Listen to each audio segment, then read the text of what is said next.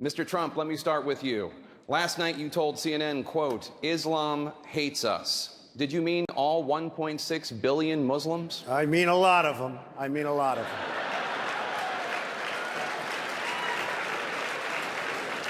Do you want to clarify the comment at all? Well, you know, I've been watching the debate today, and they're talking about radical Islamic terrorism or radical Islam, but I will tell you there's something going on that maybe you don't know about and maybe a lot of other people don't know about, but there's tremendous hatred, and I will stick with exactly what I said to Anderson Cooper.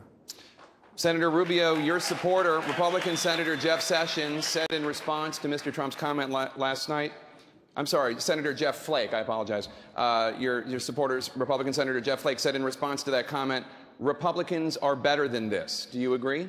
Well, let me say, I know that a lot of people find appeal in the things Donald says because he says what people wish they could say. The problem is presidents can't just say anything they want. It has consequences here and around the world. And so let me give you one.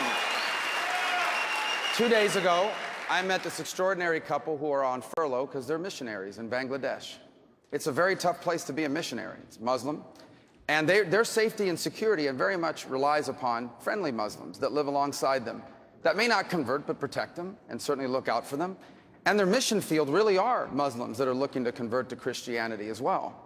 And they tell me that today they have a very hostile environment in which to operate in because the news is coming out that in America, leading political figures are saying that America doesn't like Muslims. So this has a real impact. There is no doubt that radical Islam is a danger in the world. I can also tell you that if you go to any national cemetery, especially Arlington, you're going to see crescent moons there. If you go anywhere in the world, you're going to see American men and women serving us in uniform that are Muslims. And they love America. And as far as I know, no one on this stage has served in uniform in the United States military. Anyone out there that has the uniform of the United States on and is willing to die for this country is someone that loves America, no matter what their religious background may be. Mr. Trump?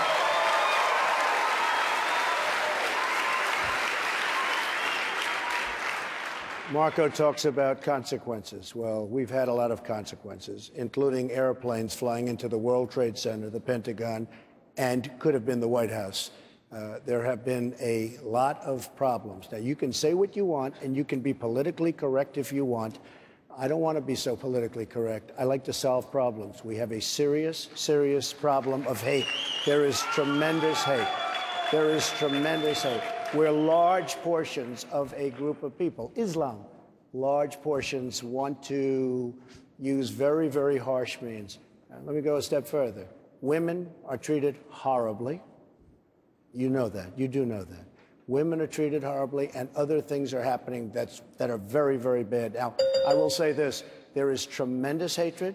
The question was asked, what do you think? And I said, there is hatred. Now, it'd be very easy for me to say something differently, and everybody would say, oh, isn't that wonderful? Mr. Trump, we better solve the problem before it's too late. Senator Rubio? But here we go. See, I'm not interested in being politically correct. I'm not interested in being politically correct. I'm interested in being correct. And in order to be correct on this issue, here's the bottom line. We do work. There is Islam. Islam has a major problem on its hands.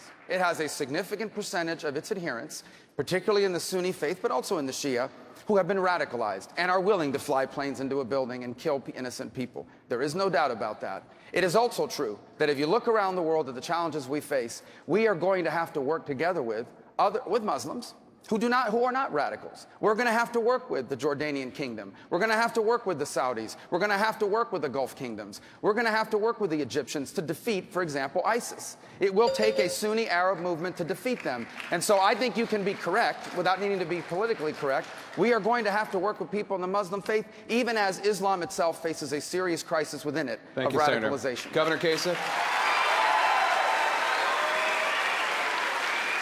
Do you think Islam hates us?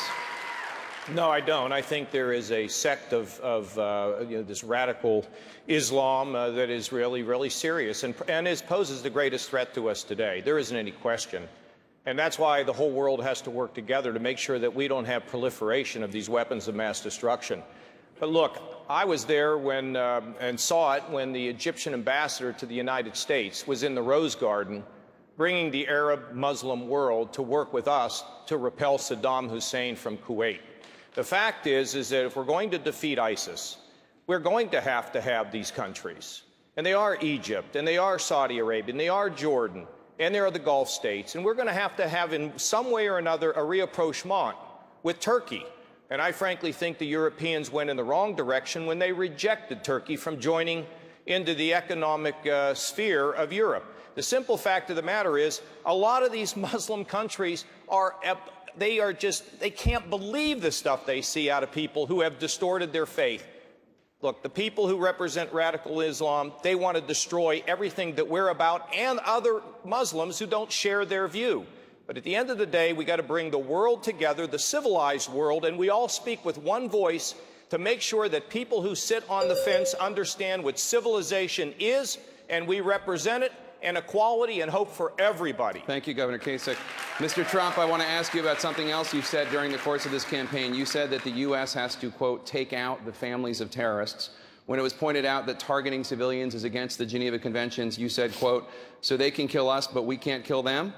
It is against federal, military, and international law to target civilians. So how will you order the military to target the families of suspected terrorists while also abiding by the law? First of all, let me go back to the other just for a second. In large mosques in all over the Middle East, you have people chanting death to the USA. Now, that does not sound like a friendly act to me.